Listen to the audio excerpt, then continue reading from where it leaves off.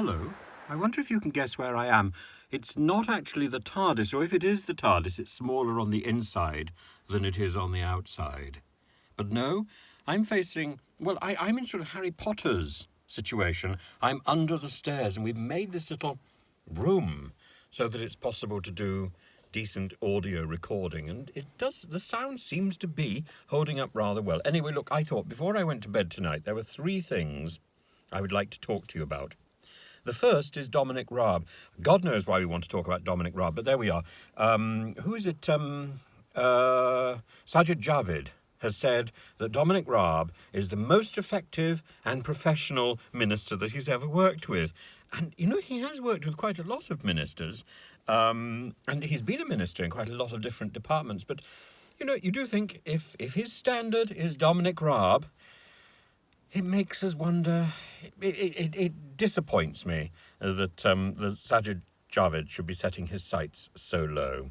Anyway, the other thing is Rishi Sunak. Rishi Sunak.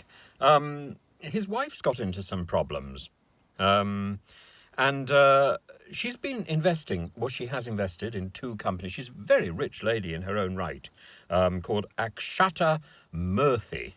And she's invested in two properties. One is called Lava Mayfair Club. God knows what sort of club that is, but it's quite big.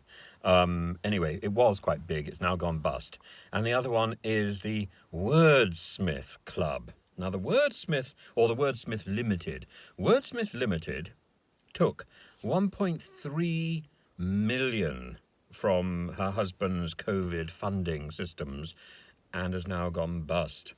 So all I can say is I'm so sorry, Akshata, that you placed your trust in something that isn't going to work. We in turn, have placed our trust in your husband.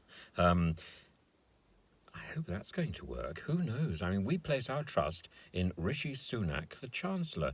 You place your trust in these two little companies that have now gone bust. I am so sorry, Akshata. Now, the other story that's come up this evening is about people going into the streets in Kabul and protesting against the Taliban. And, it's the whole story of Afghanistan is utterly, utterly depressing. It's something that we didn't do it right. People put their trust in us. We invaded their country. We haven't seen through the job properly. And this is a series of monumental errors on a sort of moral level, to say nothing of the political and national disgrace. And the effect that, we have now demonstrated that we are pretty worthless. Our word is not worth anything. And our reputation as Western powers, people are now perfectly capable of walking all over us. That's our demonstration. It's a little bit depressing. America is back. Well, back at what? God knows. Back at the end of the queue, I think. Now, what I find so depressing, actually, quite apart from the fact that Afghanistan has fallen and Kabul has fallen to the Taliban and we've advanced backwards 20 years, is the fact that we've still got people wringing their hands and moaning about taking more refugees. Well, Priti Patel, anyway, was vague about how many refugees she was going to take and when. We also know that those numbers, a huge number of refugees are waiting and will be waiting indefinitely, I'm sure.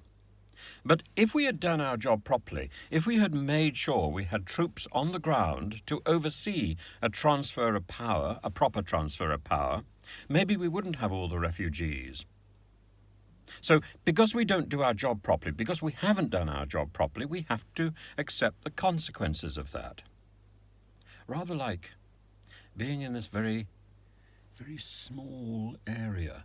And do you notice that it's entirely covered in egg boxes? Can you imagine how many eggs that I have eaten in the last few days to provide all this wall decoration? Yes, I've eaten every single one of these eggs, and unfortunately there is a consequence to that as well. And it is rather smelly. So, look, on that note, I think I better go. So have fun and do do follow my channel and ring the bell. Ring, or yep, just ring the bell. I think I ought to ring the bell. It's getting quite high in here. But bye bye.